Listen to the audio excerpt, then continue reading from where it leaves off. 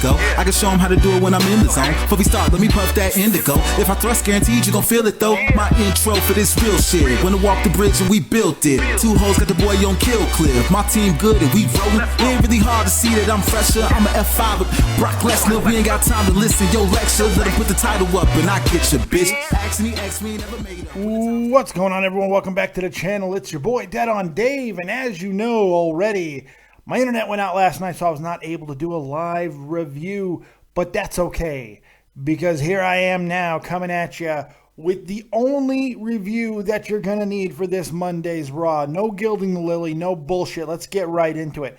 Look, first and foremost, the biggest takeaway from this show was how the third hour, the 3 hours, is really becoming paramount. It's becoming the biggest issue of the show, and it just shouldn't. It just shouldn't be. It should not be that big takeaway. And as you'll see throughout the course of this review, and if you watched the show, you obviously saw it, that it seems like that they're struggling so much to try to jam things in there to fill up the 3 hours. But they're doing it, it's like, oh, we got to make sure that we get this recap and this backstage vignette. That what they're lacking and what they're skimping on is the in-ring product, and that's the problem. A little bit more focus on matches and less emphasis on recaps and things that already happened that just feel like fillers overall. That's the big issue about the 3 hours, but the easiest thing that they can do at this point is simply just cut the damn third hour. And hopefully, as you guys have been hearing from me, my thought process on with the whole thing with SmackDown going live on Tuesdays, I feel that this is a gateway to allow that to happen because of the now 4 hours, take away the 1 hour from Raw that I'm proposing, 4 hours of prime time live television advertisement placing should easily make up for getting rid of that aforementioned third hour. So we'll see what happens there, but I think we're on the road to it. But as long as they keep putting out things like this, there's going to be a call for it, because this was a problem. The show wasn't overly bad. There were some things that I liked, and I'm about to get into it. But it just felt like it was a struggle. The 3 hours was a struggle. But no. Let's get into it right from the beginning, shall we? All right, so the opening, everyone's on a damn ladder. It's different, albeit unnecessary, but lots of funny jokes and interactions. Teddy Long makes a surprise but unwanted return ultimately, and rambles incoherently for a bit, and it ends up we're going to get 3 singles matches, and unfortunately only one of those singles matches delivered. The other 2 were stinkeroos. I didn't mind the opening. I thought it was well done. It had a little bit of length to it, but it was just something a little bit different, and it could have came off very hokey, and I think they avoided that with good interactions between the wrestlers. Teddy Long is always going to get a pop, but man, his son has set a long time ago. Holla holla. Oh, boy. But this all leads to the first match of the night. Cesaro and Jericho, and they do a great job. It's a really good match. It started off the action of Raw really, really good. It was fun. It was exciting. Great finish. Cesaro getting a clean submission victory over Jericho. Good booking there. I thought it worked well. Great match. Lots of fun. And I had high hopes for Raw after the first couple of segments. But I would not be rewarded in my faith. But it was a very good start, which all leads us to the next part where things start to kind of get shaky. Why WWE continues to put guys that people care just enough about to say that they're being misused and held back in the United States title picture is fucking beyond me. Look, I mean, the Titus stuff is not that bad, but I think it's fairly clear at this point that him as champion will barely be a step above Ryback. It's just a reality. Titus is 39 years old, and he hasn't popped yet for a reason. It's not all because the WWE just doesn't know how to handle stars. they go with what they see, and there's just not a lot there, unfortunately. And I like Titus O'Neil, by the way. I don't know what it's going to take to put some of the extra talent they're cramming and all of these other spots throughout the show into the mid-card titles picture. I have no idea what it's going to take. I'm hoping the brand split is going to be exactly what it takes, because they're going to have to put a greater emphasis on the mid-card titles for this to work. Plain and simple. Throughout the course of the SmackDown split, think about the battles that we got over the Intercontinental Championship. But more importantly, the things that happened on SmackDown and how they built people up with the United States Championship, most notably JBL. If JBL, who up to that point had no signs of being a superstar top guy in the company, can be built and brought up using very simple, methodical mid-card championship booking, then really anybody can, especially with the talent that they're loaded with. What's it going to take? I have no idea. Hopefully just this brand split, but we'll see, because this Titus O'Neil Rusev thing, while kind of cute, really isn't doing much. I will say this, Swagger and Rusev, that clothesline on the outside, balls, just straight balls. That was nice. Very, very nice. But as this seems to be a ping pong type of review, it does lead us to another peaks in this endless sea of valleys. And that would be, for the second week in a row, Cena and Styles have had the segment of the night. AJ shows why heel AJ is the only AJ, and he makes Mark's heads explode with his use of the word Barry. Look, fantastically effective promo. I want to see these guys fight so badly. I like what they've done. I like that AJ didn't buy into some of the bullshit that Cena tried to pull with, like, why do you gotta need your boys? Because they're gonna make sure you don't bury me like you do other guys that are like me. It was a remark that is clearly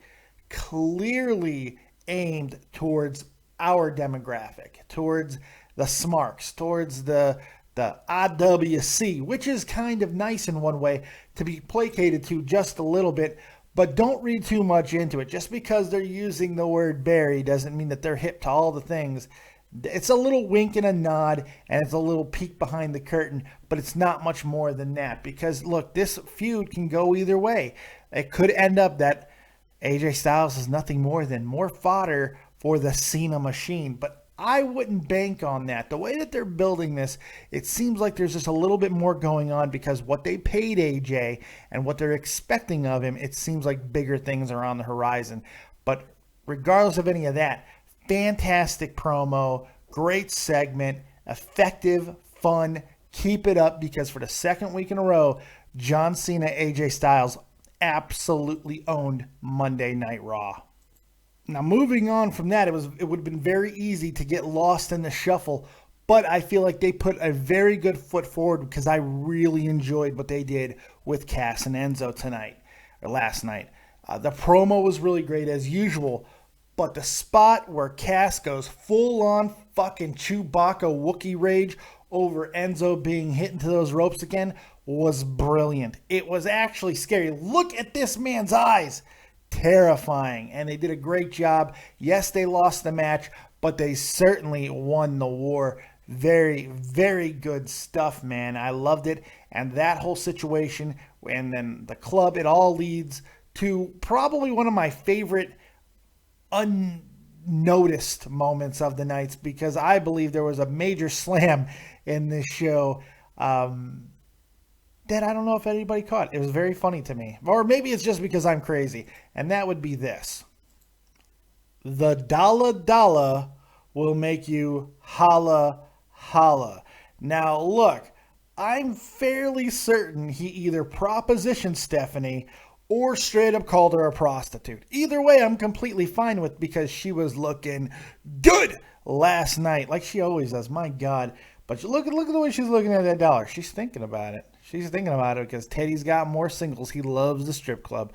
But as far as ridiculous as the segment was, it does lead, and the aforementioned Enzo Cass and all of that does lead to a kind of out of nowhere but oddly appropriate fatal four-way for the tag team titles, as we'll get the Vaudevillains, the Club, the New Day, and Cass and Enzo battling over the tag titles. It feels like this is the match where the New Day will lose the titles finally. And I'm not saying that they necessarily should, but it feels like that this spot with these three other tag teams who are showing that there is great depth, at least at the top of the division. Now, they need to round it off with a little bit more talent through with more teams, but it does seem like this is a perfect opportunity to put the belts on one of these other three teams. More than likely the Club, because I think they're really trying to build something big with the Club. I really did enjoy it. Great job here. Because that dollar will make you holla holla, Stephanie. Holy shit. Well, now at this point in the review, if you're still with me, now you're going to notice there are no more slides depicting what I'm talking about. Why? Because they don't fucking deserve slides. They don't deserve to be captured in pictures. So we're going back to the copious review thumbnail because focus on these guys as I have to talk about some of the other crap that happened. Look, I was so pumped up for Sammy and Del Rio after their backstage run-in, which I thought was really well done, I should say.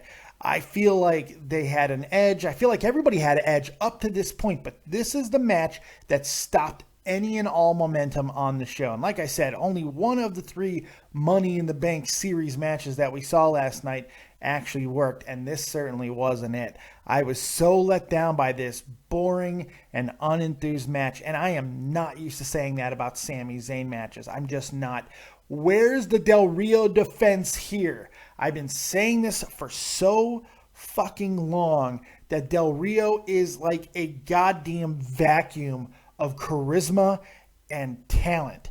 It's just like, and it's not that he's untalented or even not charismatic, because I believe he is actually both of those things.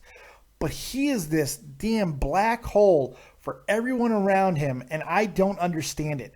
He's not the guy that brings out the best in the people around him. Plain and simple. By the way, Sammy lost, and I didn't give a shit. That lackluster match was followed by another, and by far the worst in the series of Ambrose and Kevin Owens. I just couldn't believe that there was just so much unfocused things going on through the night. They're not putting any emphasis on Ambrose and Kevin Owens. There's so many other things that they want to hit. We get these long promos about Reigns and Rollins, but no Reigns and Rollins on the show. Yet they're not going to put any extra juice into a match, an actual in-ring competition between Ambrose and Kevin Owens. I didn't understand that. It didn't make sense, and it didn't work. It was one of the reasons why Raw had so many problems. There just wasn't enough going on in the ring, and it was just completely noticeable. Moving on from that, look, I'm fully checked out of Charlotte. I am checked the fuck out. I know how talented she can be, but here's the reality. I can't even defend her anymore. Please save us, Sasha Banks. And I'm not even sure she can. This division is lost. It's lost right now, and I don't know what it's going to take. Sasha, Bayley, and Asuka, maybe, because I don't know what else to do. Dana as Charlotte's heavy does not work. She's not imposing enough. Nia Jax would have worked in this spot, but not Dana Brooke. It's just not working. Natalia's not working. They don't want to go right back to another Becky or Sasha thing, and I understand that to a point, but Jesus Christ. Go ahead and blow us away with those people for a little while, and then let's go back to the nothing, because I need something, because I can't defend your champion anymore, because she is just getting goddamn awful. This all leads us to the main event of the night, which was fine. It was fine. New Day and the Club. Very fine match. Nothing wrong with it, but it was very paint by the numbers, man. They were able to further both the AJ Cena and Club New Day storylines in one match, which is good. but they did it without making a statement to capture everyone's attention. Oh well, at least NXT TakeOver is Wednesday. I give this show a 5, and it's all for Cena and AJ. I feel like I'm even being a little too hard on it, to be completely honest, because I feel that there was some good talking points throughout the show, and I think I made them throughout this review. But God, it's that third hour, that soul-sucking third hour. It is just an abysmal, terrible life sucker. But like I said, NXT TakeOver is Wednesday, so all will be right in the world, and I'll be here to cover it live right after NXT TakeOver as long as my internet holds out. I'll probably be doing another live show tonight like I did last night around 6 p.m. Eastern Standard Time. I hope you guys continue to show up and support that. I am really sorry I didn't make the review last night. Nothing I could do. I was up all night because I live in Germany. I was up all night to watch it so I can cover it. And then my internet went out, so I was up for absolutely no fucking reason. And believe me, the fat man's not happy about that.